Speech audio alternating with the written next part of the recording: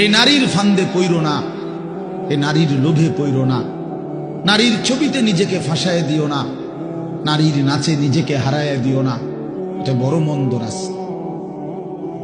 নবী সাল্লাল্লাহু আলাইহি সাল্লাম বলছে, ফাত্তাকুদ দুনিয়া ওয়াত্তাকুন নিসা। আমার উম্মত, দুনিয়ার মুসিবত, দুনিয়ার ধোঁকা, এর থেকে বেঁচে থাকো, নারীর ধোঁকা থেকে বেঁচে থাকো।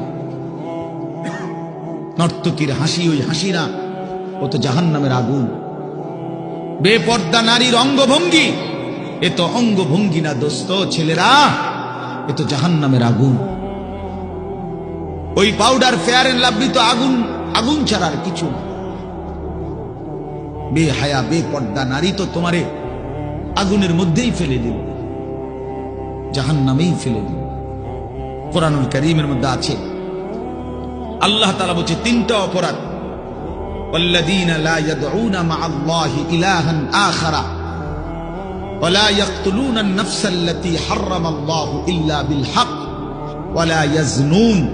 এই তিনটা অপরাধ। এক, আল্লাহর সাথে শিরিক। দুই, অন্যায়ভাবে কাউকে হত্যা করা। তিন, জিনা এবং ব্যভিচার করা। আল্লাহ বলেন এই তিনটি অপরাধ যে করবে, সূরা ফুরকানের মধ্যে আছে, আমান ইয়াফআল যালিকা ইয়ালকা আসামা। আল্লাহ বলেন এই তিনটি কাজ যে করবে সে নিশ্চিত শাস্তির মুখোমুখি হবে। কেমন শাস্তি? আল্লাহ বলেন ইউদাআফ লাহুল আযাবু ইয়াউমাল কিয়ামা। কিয়ামতের দিন তার প্রত্যেকটি এই তিনটা অপরাধের শাস্তি দ্বিগুণ দ্বিগুণ দ্বিগুণ দ্বিগুণ, ডবল ডবল, রিডবল রিডবল তাকে শাস্তি দেয়া হবে। ওয়াখলুদ ফীহি মুহানা, এবং সে অত্যন্ত লাঞ্ছিত হয়ে বেইজ্জতি অবস্থায় অনন্তকালের জন্য জাহান্নামে পড়বে।